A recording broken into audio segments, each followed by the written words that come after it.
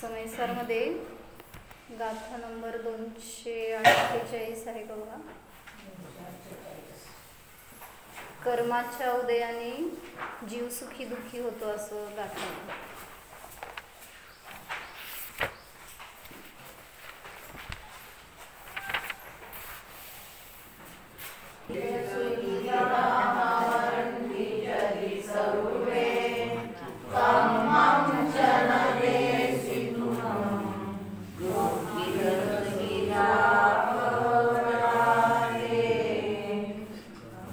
काय सांगितलं त्याचा अर्थ वाचा मराठी ह्याच्यात हिंदीतलं माझं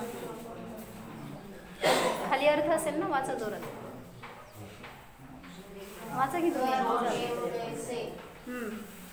दुखी सुखी होते हैं और जीव सोडला काय शब्द मधला.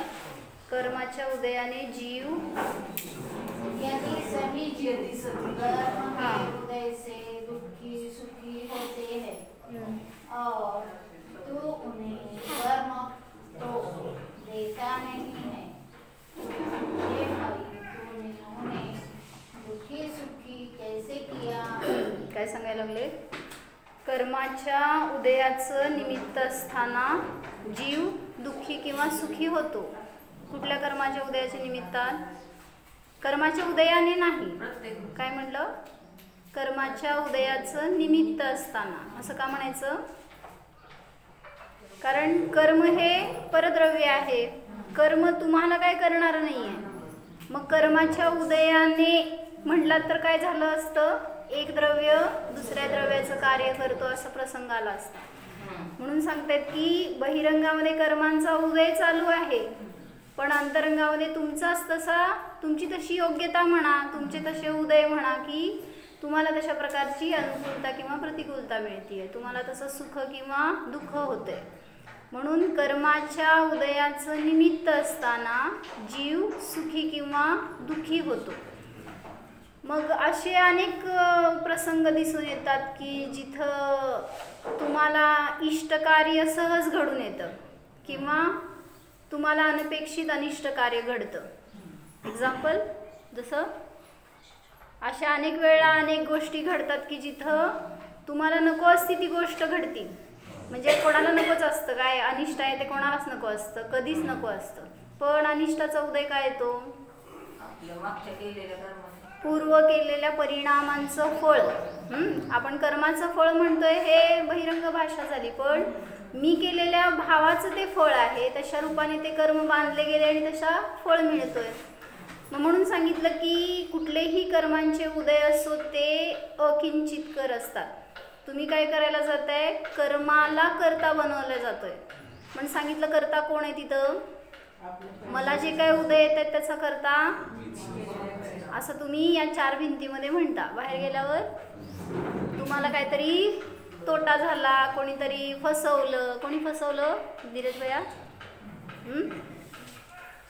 तिथं त्याच्याकडे दाखवतो ना बोट, त्यांनी फसवलं. तिथं का नाही वाटत हे माझ्या कृतकर्माचं फळ आहे, माझ्या परिणामांनी मला हे प्राप्त झालंय. मग काय परिणाम केले आपण म्हणून असा उदय आला आपल्याला? पूर्वी काहीतरी एकतर इतर कोणाला फसवलंय त्याचा फळ, आणि सगळ्यात पहिल्यांदा काय स्वतःला फसवलंय. काय फसवलं स्वतःला? हा, मी काय हेच नाही जाणलं, हीच फसवणूक आहे स्वतःशी केलेली. कोण आहात तुम्ही? बाहेर गेल्यावर अजीव. म्हणजे इथं आहे तोपर्यंत जिनवाणी समोर देवासमोर काय करतोय? मी जीव आहे. बाहेर गेल्यावर किती आठवतोय तुम्हाला? दिवसभरातल्या सगळ्या रुटीनमध्ये किती वेळा आपण असा अनुभव करतो की मी निर्जीव नाही. आज दिवसभर काय करायचा प्रयोग? मी निर्जीव नाही असा करा प्रयोग. तुम्हाला दिसेल काय? कुठंतरी आहे. मी कुठंतरी आहे. कुठं आहे? शरीरात शोधू नका. मग जो काय उदय चालू आहे त्याच्यामध्ये त्याला जाणतोय तो मी आहे. त्यामुळं मी अजीव नाही आहे, मी जीव आहे. ते काय म्हणायचं? निगेटिव्ह करून जास्त कळते तुम्हाला. जसं माताजी काय सांगतायत, शरीर नाही जीव आहे, खाणारा नाही जाणणारा आहे. मग निगेटिव्ह कडून का सांगावं लागतंय हो? तशी सवय आम्हाला का परिचित म्हणलं ना, परिचिताकडून अपरिचिताकडे नेत आहेत म्हणून सांगितलं. इथं जेव्हा तुम्हाला स्वतःला जाणायचं आहे तर तुम्हाला ही भाषा कळत नाही आहे जी जिनवाणीत सांगितली. काय जसा आहे तसा आहे, किंवा सगळे आले ना शब्द आपल्या गाथांमध्ये. कसा आहे, अजून ज्ञान उपयोगवाला आहे, किंवा चैतन्य लक्षणवाला आहे. हे काय समजतं हो तुम्हाला? जेव्हा आपण स्वतःचा परिचय करायला जातोय त्यावेळेस जे परिचित आहे त्याच्याकडून जावा कळेल. मग काय परिचित आहे तुम्हाला? मी निर्जीव आहे. म्हणजे सगळ्या संसारात अडकताय, सगळ्या शरीराच्या क्रिया करताय तर त्याच्यामध्ये स्वतःला विसरून जातोय, म्हणजे जीवच संपवतोय आपण आपला. म्हणून सांगितलं त्या क्रियांमध्ये सुद्धा त्याच्यापासून भिन्नता जाणायची आहे. म्हणून सांगितलं कर्मांचे उदय तर येत राहणार आहेत. कधी थांबणार आहे तो?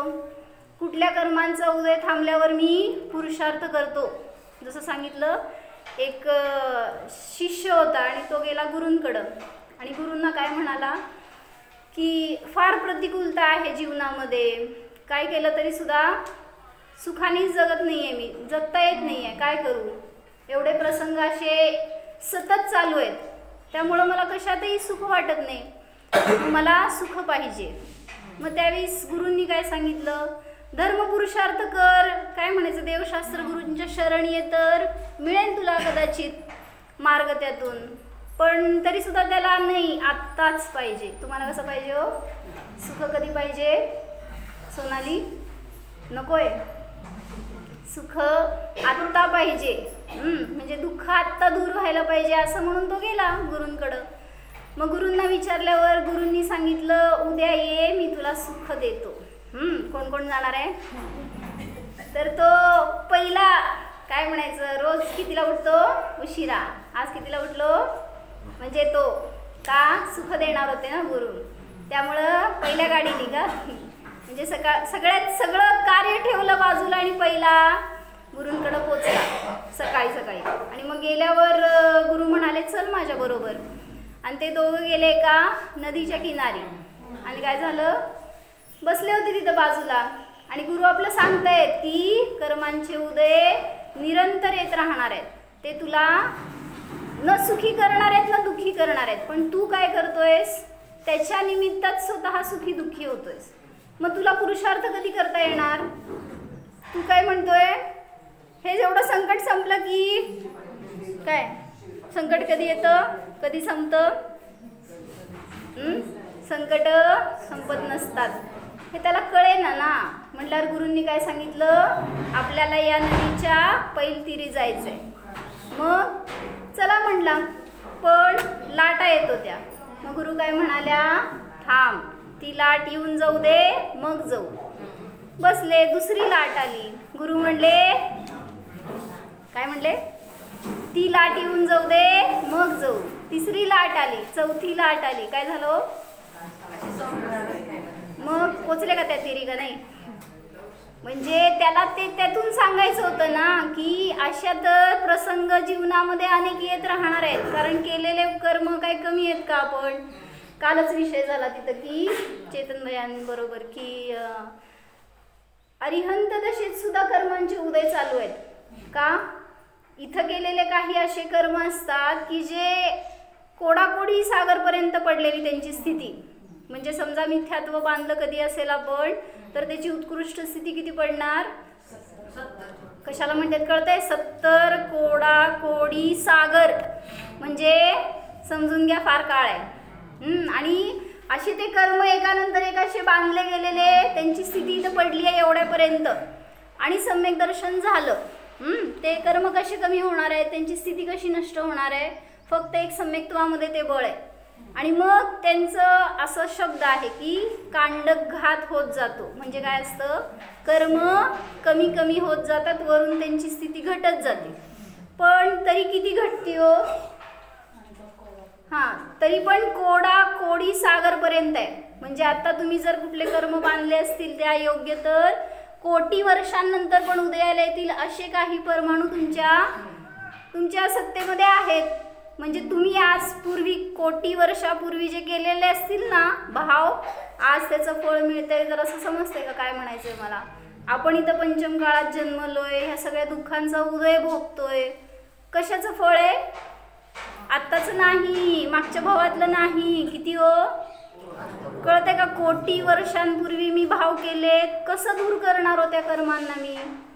त्या परिणामांचं कसं, ते परिणाम वॉशआउट कसं होणार? म्हणून सम्यक दर्शनाने सुद्धा सांगितलं की म्हणून अंतकोटाकोटीपर्यंत येऊन थांबलेत.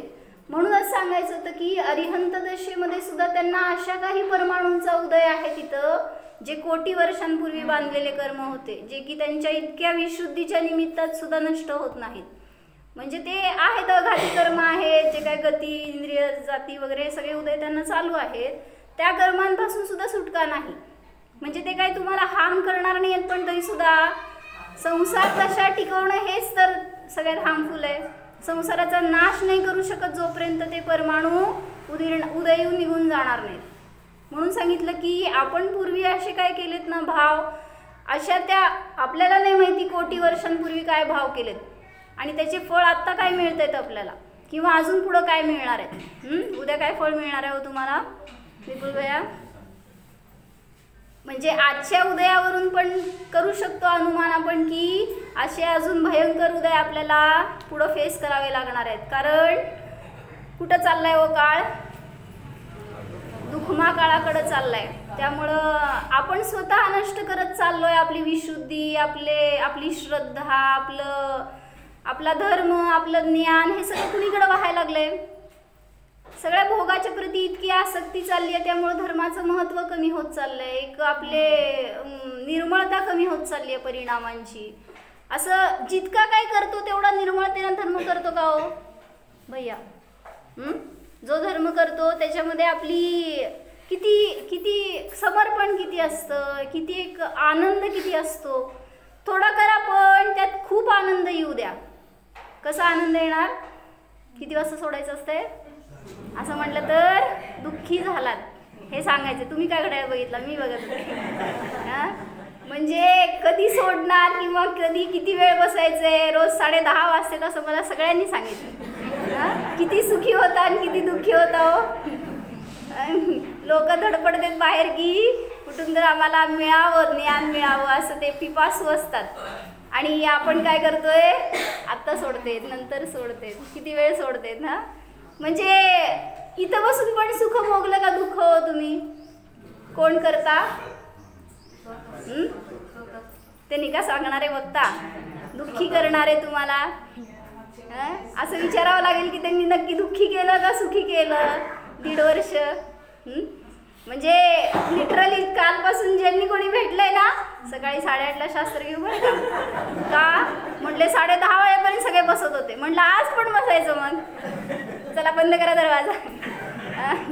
म्हणजे सगळ्याला कशाच ओढ, बाहेर जायची ओढ आहे. म्हणून सांगायचंय ना, मिळते तर मिळवा, ही वाणी पुढं मिळणार नाहीये तुम्हाला. आजकाल बाहेर सगळ्या गावांमध्ये परिस्थिती किती खराब आहे. कोणाला धर्माचा बोध मिळतोय? ऐकायचं म्हटलं तरी कोणाला मिळणार नाही, सांगणारे नाही आहेत बाहेर कोणी. तुम्ही तयार व्हा. महाराजांनी सांगितलंय ना, एक वीरसागर नाही पुरणार. काय करायचंय हो?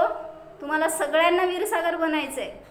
वीरसागर नगर नाही, प्रत्येकामध्ये जागृती ती पाहिजे ना. मग काल सांगितलं ना वाक्य, त्यांनी काय सांगितलं?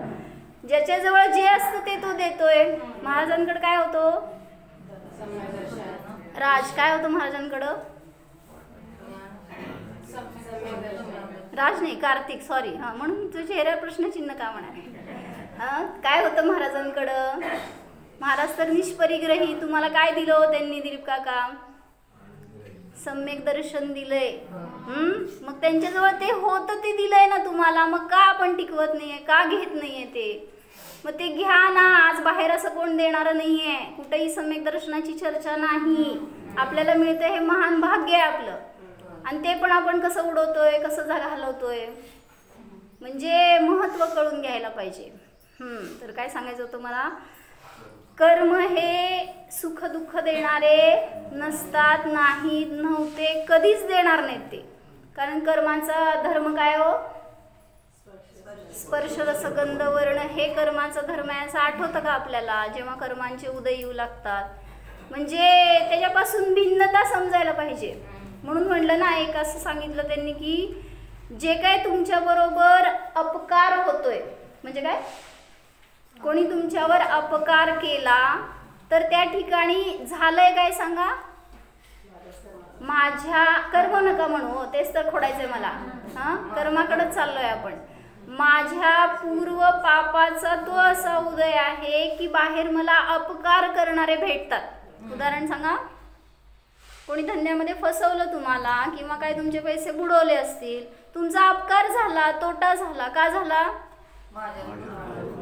असं तिथं वाटतंय का की हा माझ्या पापाचा उदय आहे म्हणून असे अपकार करता भेटलेत? आणि तेच कोणी उपकार करणारे भेटले, त्यावेळेस कोणी उपकार केला हो? विसरलेला असतं तिथं. म्हणजे मला कोणी दोषी ठरवलं, मला कोणी निंदा केली, मला कोणी पापी ठरवलं तर त्याच्याकडे जातं आपलं सगळं रोष. आणि तेच कोणी आपली प्रशंसा केली तर काय म्हणतो? मी केलं ना म्हणून, म्हणजे माझ्यासारखं कोण करणार नाही आहे. तिथं बाहेर कर्तृत्व नाही देत, मी करता झालो. पण सांगायचंय मला की अपकार असो किंवा उपकार असो, दोन्ही ठिकाणी माझ्या पुण्याचा आणि माझ्या पापाचा तो उदय आहे. म्हणजे मी केलेल्या त्या पुण्याचं किंवा पापाचं असं फळ आहे, जेणेकरून की अशी बाहेर परिस्थिती मिळाली. जसं म्हटलं की तुम्हाला समजा एखाद्याचा, तुम्हाला दुसऱ्याचा उपकार करायचा आहे, पण झाला अपकार त्याचा, असं का होतं? त्याच्या पापाचा उदय होतो. तुमच्या आपल्या पण पापाचंच म्हणायचं की, कारण माझे भाव होते की, म्हणजे महाराजांचे भाव सगळ्यांनी आत्मकल्याण करावं, आणि तुम्ही काय केलं? कोणाच्या पापाचं आणि कोणाच्या पुण्याचं. म्हणजे आपण आपलं बघा की मी कोणाचं तरी भलं करायला जातोय आणि त्याचं होतंय वाईट त्याच्या निमित्तात. असं कधी झालं, कधी होतंय? तर असं झालं होतं की सोलापुरात काय झालं की एक जण आले होते आणि घरी पाहुणे आले होते आणि त्यांना दिसलं की तारेला एक कबूतर लटकत होतं काय त्या मांजामध्ये अडकून. म्हटल्यावर घरात दुसरं कोण नव्हतं, आई होती. म्हटल्यावर त्यांनी गेले आणि ते काढायसाठी म्हणून प्रयत्न करत होते. मध्यभागी कुठेतरी रस्त्याच्या असं अडकलेलं होतं. मग ते गच्चीवर जाऊन काठीनी वगैरे खूप दुरून असं त्यांना काढावं लागलं. उपकार करता होते का अपकार? उपकार करत होते त्याचं, की त्याचं जीव जाऊ नये, पंख कटू नयेत वगैरे हे भाव होते. पण असं नव्हतं की त्याला हाताने धरता येत होतं, दूर होतं ते रस्त्याच्या मध्यभागी असं त्या तारांना अडकलेलं. त्यांनी काठीनी खूप प्रयत्नांनी त्याला सोडवलं. खाली सगळी माणसं उभारली होती बरं का अशी की ते पडलं तर असं काय, पण ते पडलं खाली आणि कुत्रा आला. काय झालं? म्हणजे इतक्या माणसांच्या मधून सगळ्यांचं लक्ष त्याच्याकडं, कुत्र्याकडं कोणाचं लक्ष होतं? कुत्र्याचं पण लक्ष कुठं होतं? असं झालं. काय झालं? उपकार झाला का अपकार?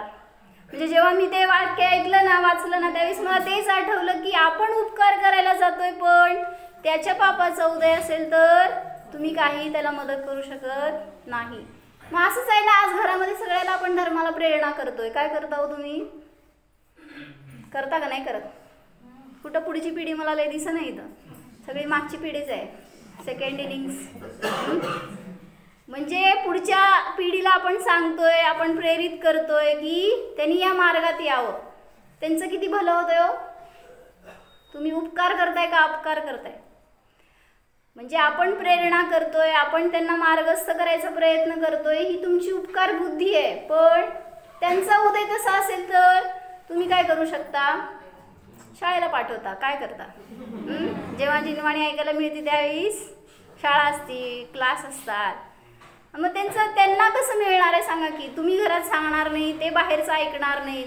त्यांना धर्माची प्रेरणा, त्यांना धर्माचं ज्ञान, एक तत्व काय आहे कसं समजणार आहे?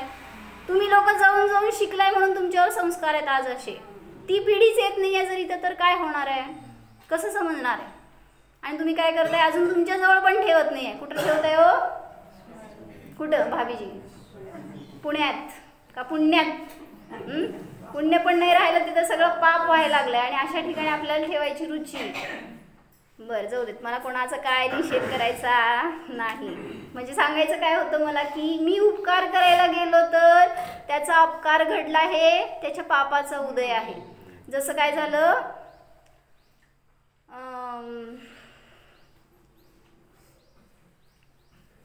कुठलाही असू देत, आता एखादं समजा तुम्ही औषध खाल्लं, रोग झालाय तुम्हाला आणि औषधी खाल्ली तुम्ही, काय झालं, तुमच्या औषधाने बरा होता का नाही होत?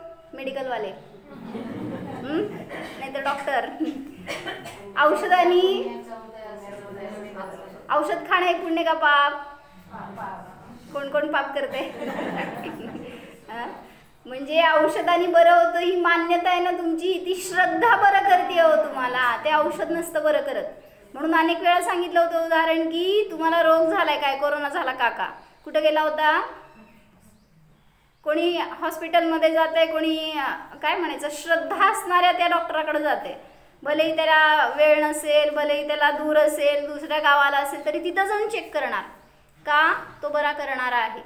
मग म्हणले ना, त्या डॉक्टरपर्यंत पोहोचेपर्यंत रोग वाढलेला असतो आणि पोचल्यावर अर्धा कमी झालेला असतो. माहिती आहे का तुम्हाला? का म्हणजे पोचलोय आता तो मला बरा करणारच, हे भाव आहेत माग. म्हणजे त्या परिणामांनी तुमची निर्मळता झाली आहे की मी रोगमुक्त होणार, म्हणजे आता रोग नाही राहणार, हे भाव तुम्ही केले ना, मग घरात करा ना. माताजी तर नेहमी सांगतात काय, रोग झाल्यावर पहिल्यांदा आठवतात का? कोण आठवायचे? अकारण वैद्य. जे अरिहंत भगवान आहेत ते कोण आहेत? ते तुम्हाला सोडवणार आहेत. वाटतंय का तिथं त्यावेळेस? कुठं त्या सगळ्या डॉक्टरचीच लिस्ट आठवते डोळ्यासमोर, त्यांचेच फोन नंबर काढणार, हुडकणार. म्हणून आम्हा नेहमी काय सांगते, मुलगा प्रिय, त्याला सर्दी झाली की शिंकला, पहिल्या शिंकेला डॉक्टरला फोन, दुसऱ्या शिंकेला डॉक्टर दारात, तिसऱ्या शिंकेला म्हणले गोळी पोटात. असं आम्हा सांगते बरं का. मग बरं झाला का नाही हो? आता ते डॉक्टरकडे जायचं पण नाही, डॉक्टरला जोडून आणायचं आपल्याकडं. म्हणजे त्याच्यानी बरं झालं ही भावना आहे ना तुमची, मी गोळी घेतला आता, ते डॉक्टर पण तेवढंच करताय हो. काय करताय? कोण डॉक्टर आहे माझ्यासमोर? डॉक्टर काय करता हो? कीर्तीताई. म्हणजे तुला गोळी दिली आता बरं होणार, हे गोड बोलतात ना, गोड बोले असतात डॉक्टर. मग ते गोड बोललेले असतात शब्द, तेच त्यांच्यावर इफेक्टिव्ह असतात बस. आणि त्याच्या प्रभावाने ते विचारातून रिकव्हरी सुरू झाली त्यांची. त्या गोळीनी होईल नाही होईल निमित्त येते, पण अंतरंग विशुद्धी असल्याशिवाय नाही. तरी तुम्ही कोरोनामध्ये अनेकांना बघितलं, एकच औषध सगळ्यांना दिलं तरी सुद्धा काही वाचले काही गेले का? म्हणजे तुम्ही आतून रिकवर कसं होणार आहे हे बघा ना. नाही मला वाढत चाललंय किंवा काय दुसरा मेला त्याच्या भयाने मी अजून थोडं खचला तर ती औषधी किती काम करणार आहे? म्हणून सांगितलं, बाहेर कोण तुम्हाला न सुखी करणार आहे, न दुःखी करणार आहे, न रोगी करणार आहे, न निरोगी करणार आहे. म्हणजे उपकार आणि अपकार आपण स्वतःचा करतोय, केलाय पूर्वी, आणि मी दुसऱ्यांचं करायला गेलो तर तिथं आता रामाने सीतेचा उपकार केला का अपकार? जाऊ दे, कोणती? कैकई सो कॉल्ड, पण तिने नव्हती करता. पण कैकईने काय केलं रे भैया? रामाला 14 वर्ष वनवास दिला? नाही दिला. म्हणजे त्यांनी स्वतः स्वीकारला होता रामाने की जर भरत माझा लहान भाऊ आहे, तो जर शासन करणार तर त्याच्यासमोर मोठा भाऊ असताना कोण त्याचं राज्यात ऐकणार? म्हणजे त्याचं राज्य, त्याचं शासन चालावं म्हणून ह्यांनी काय केलं, स्वतः विरक्ती घेतली आणि तो 14 वर्षाच्या वनवासाला गेला. मग मला म्हणायचंय त्या कैकईने, जाऊ देत, तिने उपकार केला का अपकार केला हो? म्यूट का? काय केलंच नाही. त्यांनी त्या रामायणामध्ये घटवलंय बरं का, असं वाचलं असेल तुम्ही जर अध्यात्मयोगी राम, तर त्याच्यामध्ये अनेक ठिकाणी असं सांगितलं त्यांनी की जे जे प्रसंग आले ना मध्ये, तर ते रामाच्या निमित्तात सॉल्व्ह व्हायचे होते. जसं जटायूच्या जीवाला संबोधन मिळालं, त्याचं कल्याण झालं. अजून सुग्रीवाला काय झालं? बरं, अजून फेमस उदाहरण सांगा, तुम्हाला माहिती आहे? कुठं राहता तुम्ही लोक? सिद्धक्षेत्राच्या जवळ देशभूषण कुलभूषण भगवंतांवर उपसर्ग झाला होता, कोणी दूर केला? मग जर ते घरात असते, 14 वर्षाच्या वनवासाला गेले नसते, काय झालं असतं? म्हणजे त्यांच्यामुळं उपसर्ग दूर झाला असं म्हणायचं नाही आहे, पण आहे निमित्त की कुठं ते होते अयोध्येमध्ये. कुठं अयोध्या आणि कुठं तुमची कुंतलगिरी हो? कसं भेट झाली असती? जरी त्यांच्या निमित्तात दूर होणार होतं समजा, अयोध्येतून त्यावेळेस तरी ते येणार नव्हते.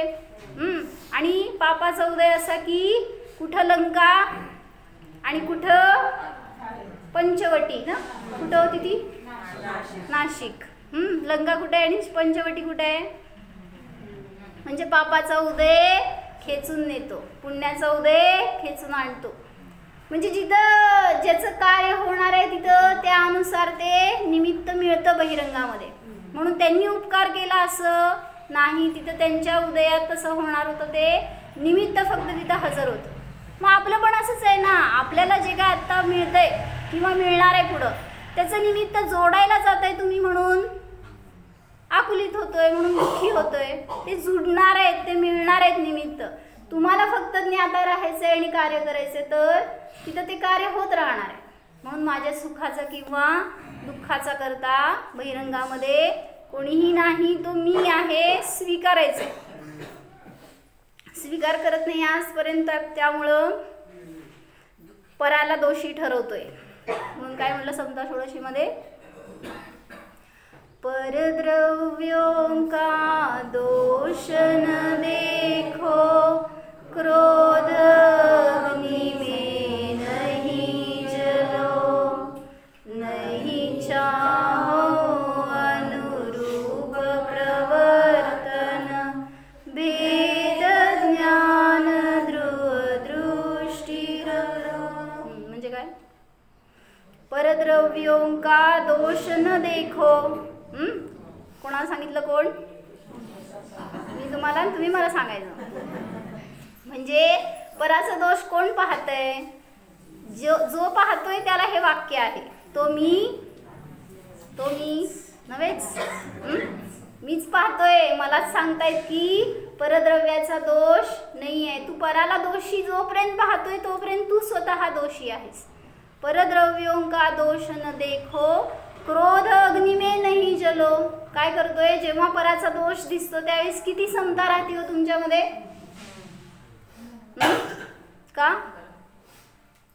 कारण त्यांनी माझं वाईट केलं, कारण त्याच्यामुळं मला त्रास झाला, मी दुःखी झालोय. मग त्याला मी किती दोष देत राहतो आणि त्याच्या निमित्तात मी काय करतोय? स्वतःला क्रोधी करतोय. म्हणून सांगतायत परद्रव्यों का दोष न देखो, क्रोध अग्नि में नहीं जलो. क्रोधात जळत राहतोय आपण म्हणून बाहेर पडत नाही आहे. दुसऱ्याकडे पाहतोय तोपर्यंत अस्थिर राहणार, अशांत राहणार.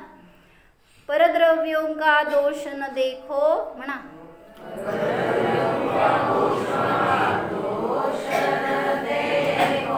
क्रोध अग्नि में नहीं जलो, नहीं चाहो अनुरूप प्रवर्तन, भेद ज्ञान ध्रुव दृष्टिधर.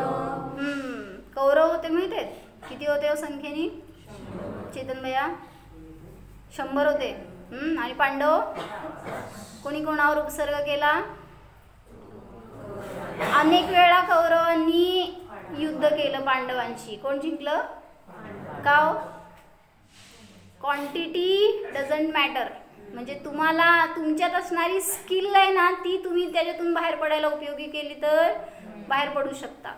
आणि इवन हे पण सांगितलं की एक त्याच्यामध्ये आलं होतं की भीम होता ना, भीम त्या 5 पांडवांमध्ये शक्तिशाली.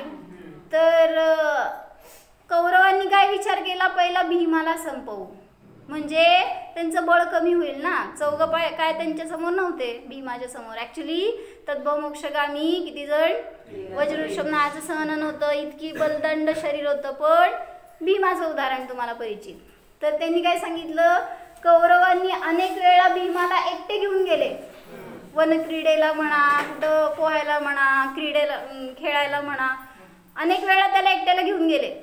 आणि अनेक वेळा मारायचा प्रयत्न केला, पण रिटर्न येताना सगळे गळ्यात हात घालून परत रिटर्न. म्हणजे काय केलं होतं, एकदा सांगितलं झाडावर चढवलं कोणाला, भीमाला, आणि 100 जण खाली उभारून ते झाड हलवत आहेत. काय झालं कळतंय का, झाड आहे, एकटावर भीम आहे आणि खाली धरायचं तर कसं 100 जणांनी त्या झाडाला. पण असं मोठं बलदंड झाड होतं आणि त्यांना काय विचार होता, झाड उपटायचं, गरगर फिरवायचं आणि आपटायचं जेणेकरून भीमाचा अंत व्हावा. सगळ्यांनी मिळून ते झाड उपटण्याचा प्रयत्न केला, पण झाड हललं सुद्धा नाही. आता भीम खाली आणि असं झालं बरं का, त्यांनी सांगितलं, त्यांनी मनाचं नाही सांगत आहे, ते 100 वर चढवलं. आता सगळे थर थर थर थर, आणि भीमाने काय केलं, एकट्याने झाड उपटलं. ते वर होते बरं का. आता त्यांना जे करायचं होतं ना ते यांनी केलं. काय केलं, भिरकावलं, घेऊन पळाला आणि टाकलं. काय झालं, कोण मेले नाहीत, पण त्याला याला त्रास द्यायचं होतं ते त्यांनाच भोगावा लागला.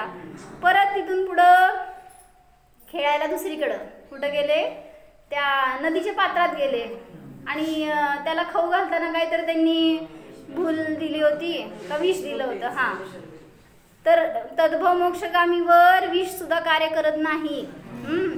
काय म्हणायचं, जाको राखे काय तुम्ही म्हणजे आयुकर्म ज्याचा आहे बलवान त्याला कोणी मारू शकत नाही. अपवर्तन होत नसतं त्याचं. तर सांगितलं की त्याला विष दिलं जेणेकरून मरावा, पण तरी त्यांना भय कौरवांना की हे खाऊन पण मरणार नाहीये. त्याला काय केलं, खाटेला बांधलं, सगळे हात पाय तोंड सगळं बांधलं, त्या खाटेला मोठं दगड लावलं आणि टाकलं समुद्राच्या मध्यभागी नेऊन. का, कदाचित ते सुटेल हाताचं तरी ते खाटवर येणार नाही. दगड लावल्यामुळं खालीच राहणार. जरी वर आला तरी समुद्रामध्ये मध्यभागी आहे म्हणल्यावर पोहून लांबपर्यंत यायचं, म्हणजे कुठल्या ना कुठल्या रीतीने मरावा. मेला का हो, काय केलं, कसं सुटला, म्हणजे सुटला हे सांगायचं आहे मला, की तिथून पण तो सुटून आला आणि किनाऱ्यावर कौरवांच्या आधी पोचला. काय झालं, परत तिथून पुढं अनेक वेळा असे उपसर्ग झाले त्याच्यावर, पण काय म्हणायचं, अपकार करता बाहेर कोणी नसतो. जर तुमच्या पुण्याचं उदय प्रबळ आहे तर बाहेर कोणीही अपकार करणारा नाही. म्हणून कोणाला दोष द्यायचा आहे म्हणा परत, परद्रव्यो का दोष न देखो, क्रोध नहीं जलो, नहीं आओ अनुरूप प्रवर्तन, वेद ज्ञान दृष्टि धरो.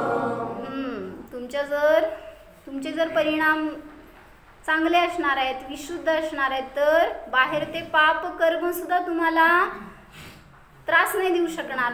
जसं आता रावण कुठे हो, 3ऱ्या नरकात आहे.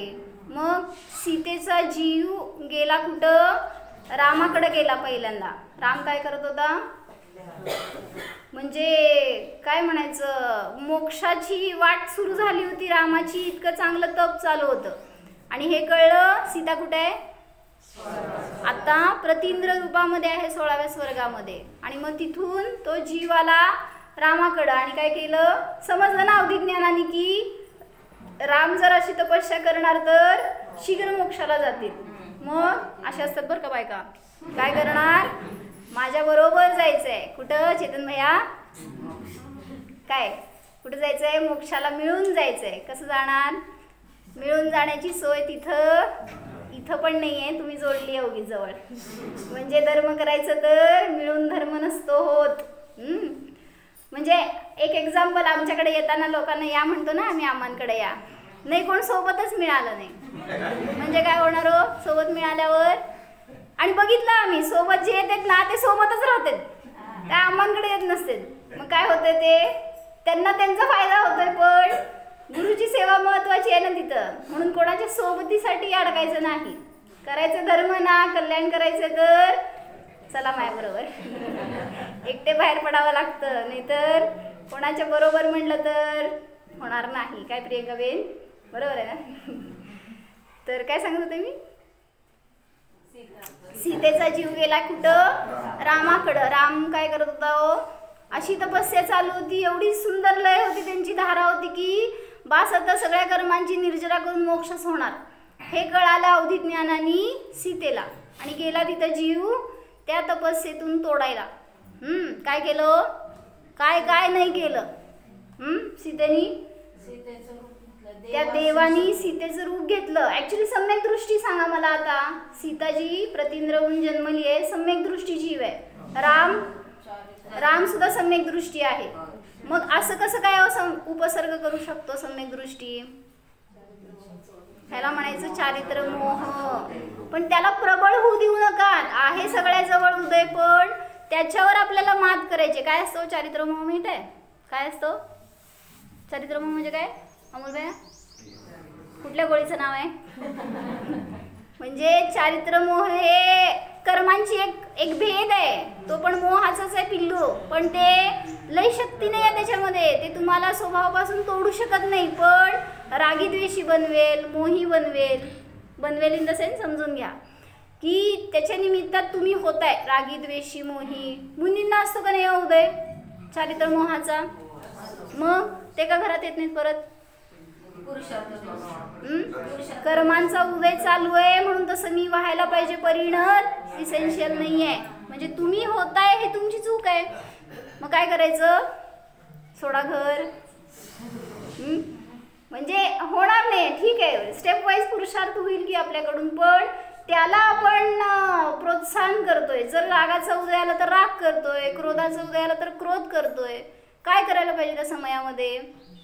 उदय तर येत राहणार आहेत निरंतर, पण त्या उदयामध्ये पण त्याच्यापासून भिन्नतेचा पुरुषार्थ करावा लागणार आहे.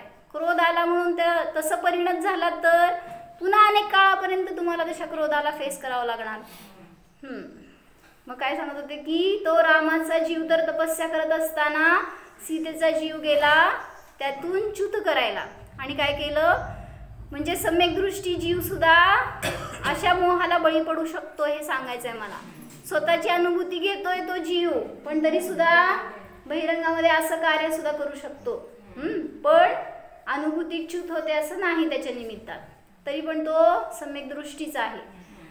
मग तिथं गेला आणि त्यांनी काय केलं? सीतेचं रूप घेऊन रावण त्याच्यावर अत्याचार करतोय असं दाखवलं. केस सोडतोय, काय कपडे फाडतोय, जबरदस्ती करतोय. हे सगळं त्यांनी राम पाहत नाही आहेत. राम मुनी आहेत बरं का, राम नाही म्हणायचंय मला, मुनिराज आहेत तिथं ते.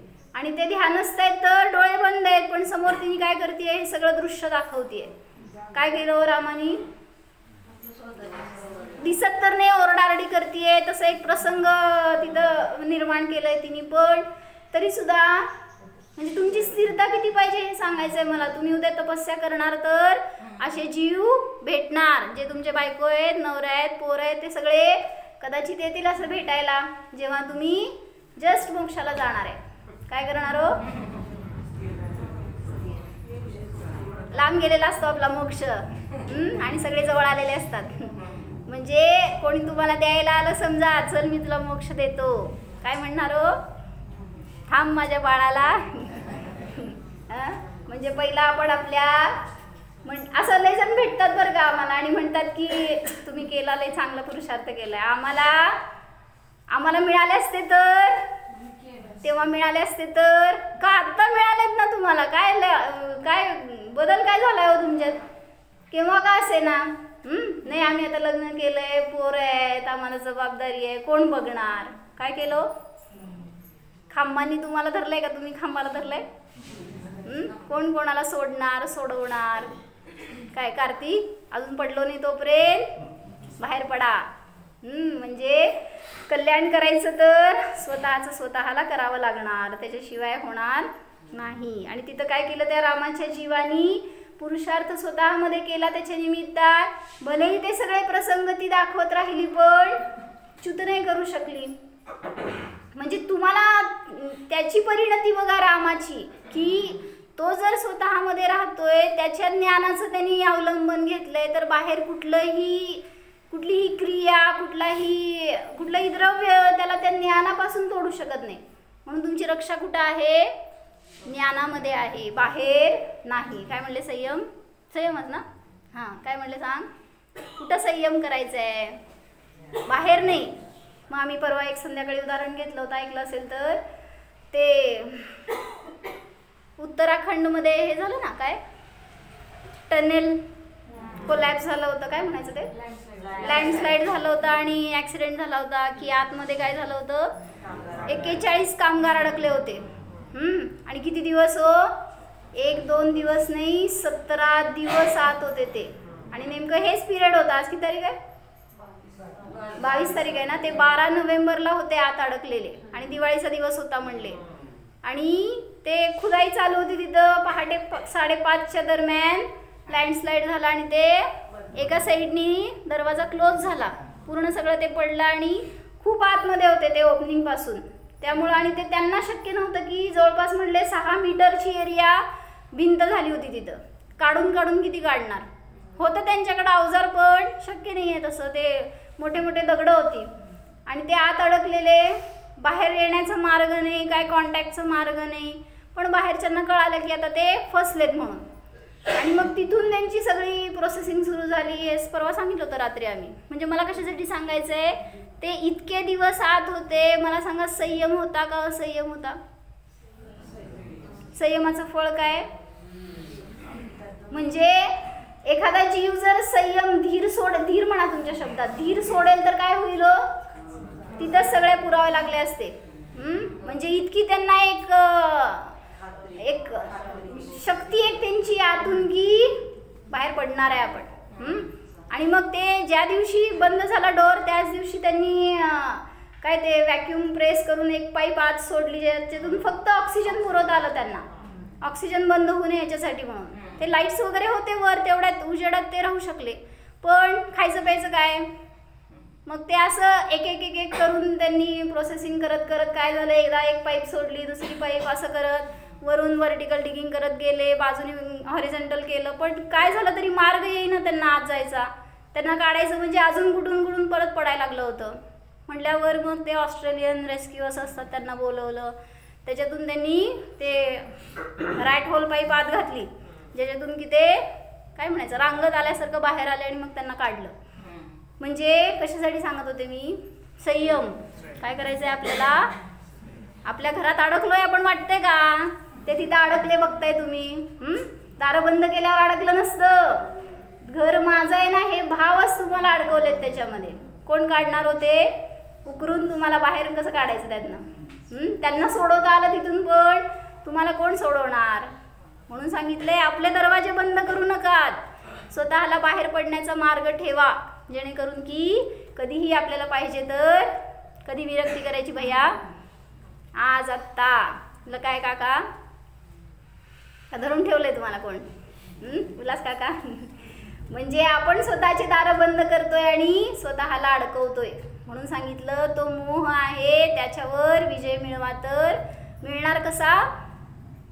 जेव्हा निर्मोह या गुफेमध्ये जावं आणि स्वतःला अडकून घ्या ना. तो स्वभाव आहे तो, तेच खरं सुरक्षेचं स्थान आहे आपल्यासाठी. आणि आपण तिथून बाहेर येतोय आणि सगळ्यामध्ये अडकतोय, तर सगळे असे संकट येणार. काय म्हणायचं, कुठले लँडस्लाईड होणार हो? म्हणजे आपल्यावर सतत चालू आहे, दगडं पडतायत, आपल्याला वाटतंय का असं? प्रत्येक कर्मांचे उदय म्हणजे आपल्यासाठी संकट आहेत.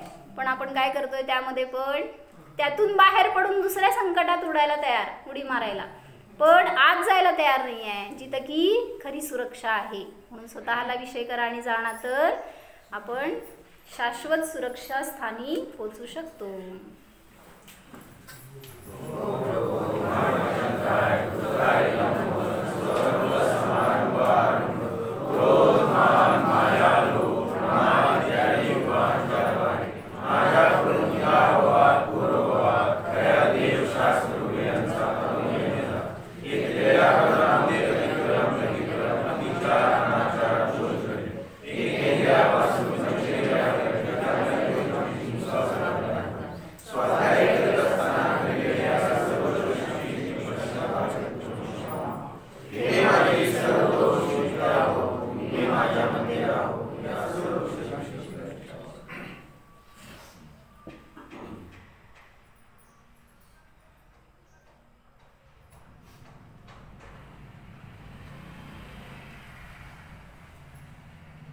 सावधान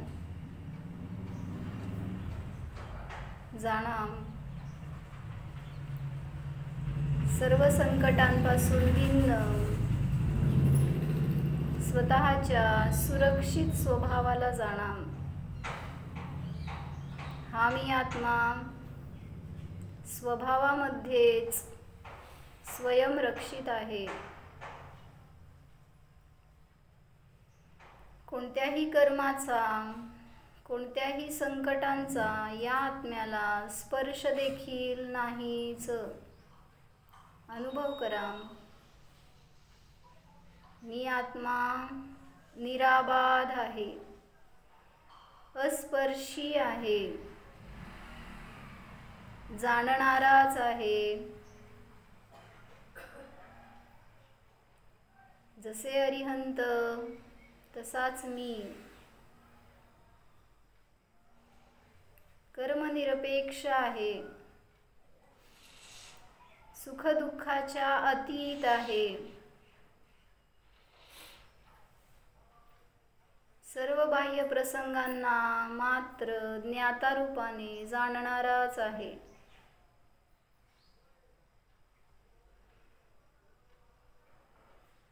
स्वतःचे क्षेत्र पहा.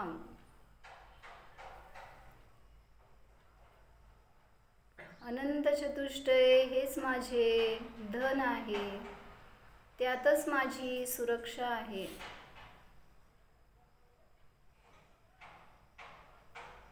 मी निर्भय स्वरूप आहे, निस्संसार स्वरूप आहे. मी आहे, आहे, आहेच. निर्जीव नाही, मी तर जीव आहे.